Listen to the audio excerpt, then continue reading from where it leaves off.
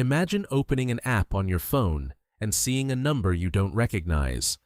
Not because it's small, because it's too big. Because it doesn't match the life you've been living.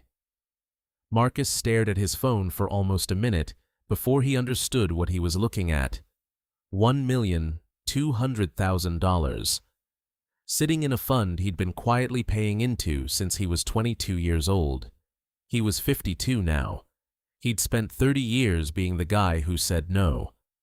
And this is the story of what saying no actually costs you. Marcus didn't grow up with money. Nobody in his family talked about investing. His dad worked overtime his entire life and retired with almost nothing. His mom clipped coupons until the week she stopped needing to.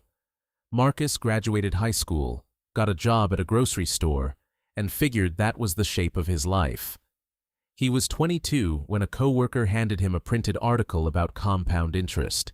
He almost threw it away. He read it on his lunch break instead.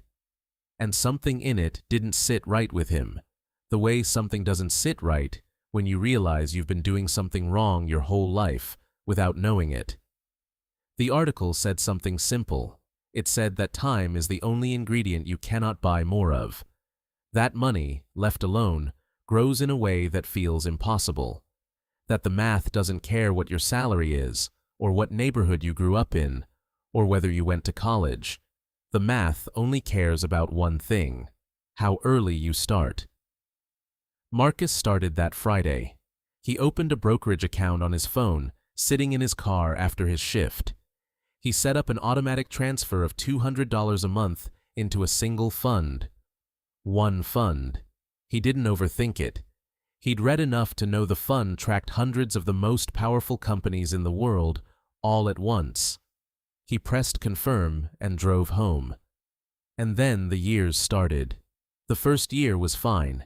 He almost forgot about it. The account sat there. It grew a little. It dipped a little. He didn't touch it. He told one friend about it at a work party, just casually, the way you mention something you're quietly proud of. His friend laughed. Not mean, just confused.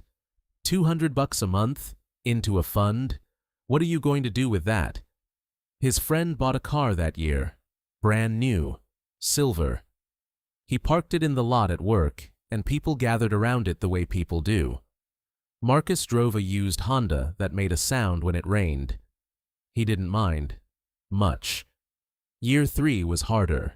His buddy from high school bought a house, posted photos of it online, a backyard, a garage, a kitchen with an island. People left comments that said things like goals and living the dream and you deserve this. Marcus sat in his apartment and looked at the account on his phone. It had grown. But it didn't look like a house. It didn't look like anything you could show someone. He almost pulled the money out that year, not because he needed it, because he was tired of being invisible.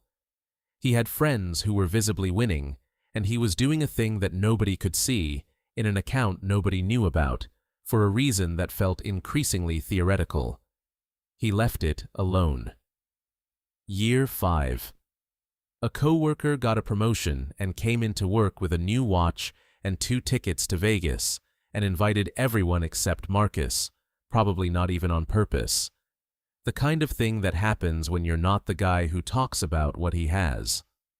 Marcus went home, looked at the account, and did the math on what would happen if he stopped.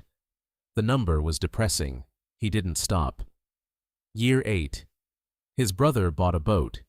His brother did not particularly like boats, but the boat existed, and it was visible, and people could ride on it on the weekends, and Marcus got invited once and sat on the back of the boat thinking about the fund and whether any of this was real.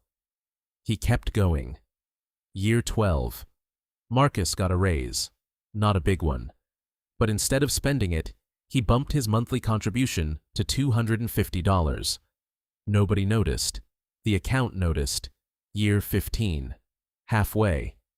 He looked at the balance for the first time in almost a year. What he saw surprised him. The number had crossed $100,000. He had contributed somewhere around $45,000 of his own money in that time. The rest had come from somewhere else. From time. From the fund growing on itself, year after year, in the background of a life he was living anyway. He sat with that for a while. Year 18. One of the guys from work retired early, 48 years old, made some smart moves in his 20s he was always vague about. Marcus didn't ask. He checked the account. He started doing math in his head on the drive home. Rough math. Optimistic math. The kind that felt ridiculous to say out loud. Year 22. Marcus's account passed $250,000. He had never told anyone except that one friend at the party, years ago. He didn't tell anyone now either. There was something about the silence that felt important. Like the silence was part of the strategy. Year 25. His dad passed away. Marcus sat in his childhood home going through his father's things and found a savings account statement from 20 years ago. The balance was $412. His dad had worked every day of his adult life, and the number in the account was $412. Marcus drove home and didn't look at his phone for 2 weeks. When he finally looked, the account had grown while he wasn't watching. That's what it does. It doesn't care what's happening in your life. It doesn't pause for grief. It doesn't care that you're exhausted or confused or that you almost stopped 17 times. It just keeps doing the thing that math does when you leave it alone long enough. Year 29.